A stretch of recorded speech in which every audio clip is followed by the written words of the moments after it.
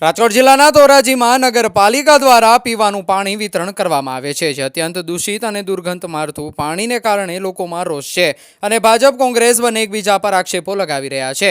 ધોરાજી નગરપાલિકામાં છેલ્લા 1.5 વર્ષથી વહીવટદારનું શાસન છે અને વહીવટદારના શાસનની અંદરમાં ધોરાજીના લોકોને પીવાનું પાણી શુદ્ધ પાણી મળતું નથી, જેને કારણે લોકોમાં ભારે આક્રોશ જોવા મળી રહ્યો છે।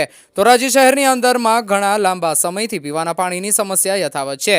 અહીંના લોકોનું કહેવું છે કે ધોરાજી શહેરમાં નગરપાલિકા દ્વારા જે પીવાનું પાણી વિતરણ કરવામાં આવે છે તે 8 થી 10 દિવસે વિતરણ કરવામાં આવે છે અને તે પણ ગંદુ અને દૂષિત પાણી વિતરણ કરવામાં આવે છે। ધોરાજીના લાલા લજપતરાય વિસ્તારના લોકોનો આક્ષેપ છે કે અહીં નગરપાલિકાના પીવાના પાણીની જે પાઇપલાઇન છે તે પાઇપલાઇનની અંદરમાં ભૂગર્ભ ગટરના પાણી ભરી જવાના કારણે આ ગંદુ પાણી લોકોના ઘર સુધી પહોંચે છે અને આ ગંદુ પાણી પીવાના કારણે લોકો ચામડીના રોગ અને સાવ તથા ઝાડા ઉલટી જેવા અન્ય રોગોના શિકાર બને છે। નગરપાલિકાના અધિકારીઓને અનેકવાર રજૂઆત કરવા છતાં પણ તંત્રના પેટનું પાણી હલતું નથી। ધોરાજી નગરપાલિકા દ્વારા દૂષિત પાણી વિતરણ કર્યા બાદ ધોરાજીના રાજકારણ ગરમાયું છે। ધોરાજી શહેર કોંગ્રેસના પ્રમુખે ભાજપ અને ધોરાજી નગરપાલિકાના વહીવટદાર અધિકારી પર પણ ગંભીર આક્ષેપો લગાવ્યા અને કહ્યું કે નગરપાલિકાના અધિકારીઓ અને ભારતીય જનતા પાર્ટીના આગેવાનોની અણાવડતને કારણે પ્રજાને દૂષિત પાણી પીવા માટે આ મજબૂર બનવું પડે છે। ધોરાજી નગરપાલિકામાં છેલ્લા 1.5 વર્ષથી વહીવટદારનું શાસન છે અને વહીવટદારના શાસનમાં દૂષિત પાણી વિતરણ જેવી સમસ્યા સર્જાઈ છે અને અધિકારીઓ ભારતીય જનતા પાર્ટીના સ્થાનિક આગેવાનો ગાંઠતા ન હોવાનો પણ શહેર કોંગ્રેસના પ્રમુખનો આક્ષેપ છે।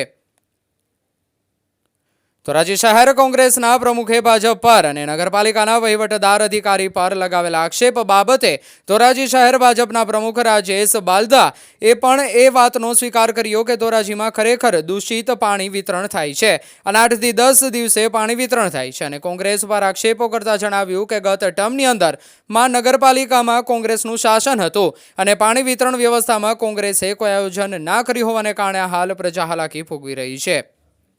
રિપોર્ટર જગમાલ સુવા, ધોરાજી। ધોરાજીની પ્રજાને જે દૂષિત અને અશુદ્ધ પાણી મળેલ છે, તો ગયા વખતે છેલ્લા 5 વર્ષ પહેલાં કોંગ્રેસનું શાસન હતું ધોરાજી નગરપાલિકામાં અને છેલ્લા 5 વર્ષ થયા ફિલ્ટર પ્લાન્ટ બંધ છે, તે પણ આપ જોઈ શકો છો।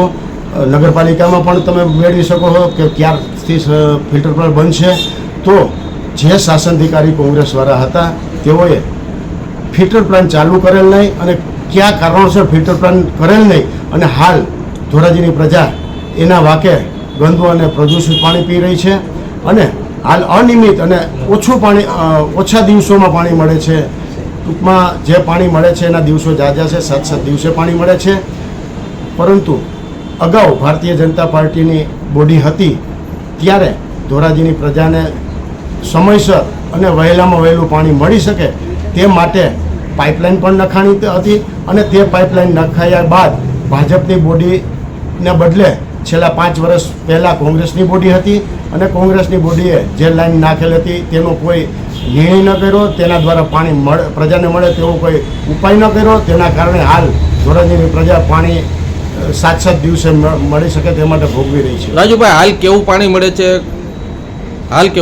હાલ અશુદ્ધ અને ગંદુ પાણી જે મળે છે, ફોફરમાંથી જે પાણીને ઓછું પાણી હોવાના કારણે પાણી ગંદુ અને ગંદુ અને અશુદ્ધ મળે છે।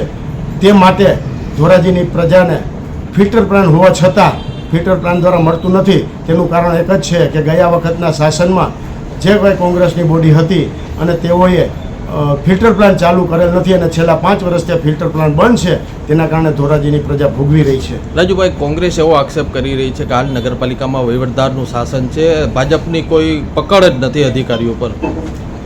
એ પાયાવિહોણી વાત છે। ધોરાજી નગરપાલિકામાં જે કંઈ શાસન છે અત્યારે ચાલી રહ્યું છે તેમાં સરકાર સીધી દેખરેખ રાખે છે, પરંતુ જે બોડી જે તે સમયે હતી તેને ધોરાજીની પ્રજા માટે પાણી સમયસર મળી શકે તેવું આયોજન ન કરવાના કારણે હાલ ધોરાજીની પ્રજા ભોગવી રહી છે। આજે ધોરાજીમાં લગભગ ઘણા સમયથી આ દુર્ગંધ અને ગટરનું પાણી વિતરણ કરવામાં આવે છે, પરંતુ તંત્રના પેટનું પાણી નથી હલતું। આ પાણી એટલી હદ સુધી ખરાબ છે કે જો લોકો પાણી પીવે તો પથરીની તકલીફ થાય છે, શ્વાસની તકલીફ થાય છે, મેલેરિયા જેવી તાવની પણ તકલીફો થાય છે, બાળકો બીમાર પડે છે। ત્યારે હમણાં જ જ્યારે લોકસભાનું ઇલેક્શન હતું ત્યારે આ વિસ્તારમાં એમ કહેવાય કે અમુક ભાજપના જે કાર્યકરો છે ને ધારાસભ્યના માણસો છે એ મત માટે મહિલાઓ પાસે ઘરે ઘરે જતા હતા, ત્યારે આ વિસ્તારની મહિલાઓ 6 મહિનાથી દુર્ગંધવાળું પાણી પીવે છે, ત્યારે આને નિવારણ લાવવા માટે કોઈ પણ પગલાં લેતા નથી. તંત્ર પણ જાણે કે આંખ બંધ કરીને બેહી ગયું એવું લાગે છે. આ પાણી એટલું દુર્ગંધવાળું છે, જે ધારાસભ્ય ધોરાજી ઉપલેટાના છે, એકવાર આ પાણી પીએ તો અમને એમ લાગે કે આ ધારાસભ્ય વિસ્તારને લોકોની પ્રજાની આ વેદના સમજી શકે છે. અને અમે નબળા માણસો છીએ અને આવા પાણી અમને આપે છે. મત જોતો તો ત્યારે હરિયું કાઢતા હતા. બરોબર છે, તમારું બધું કામનો સોલ્વ કરશું અમે. અત્યારે અમને કોઈ પાણી સારું આપતા નથી. ગટરના પાણી આવે છે, જુઓ શીશો. અમે બીમાર સુવાસ ચડે, અમે નબળા માણસો ટાંકા ક્યાંથી મંગાવીએ સાહેબ? બોલો, અમારું કઈક ગરીબ માણાનું કઈક ઉધાર કરવો પડે કે નહીં? દોરું હાવ કદડા આવે છે અને ધારાસભ્ય દેખાતા જ નથી. પાછા મત લઈને વયા જાય છે ને અમને જવાબ આપતા નથી. કોઈ જાતિ અમારી અરજ કે રાવ સાંભળતા નથી.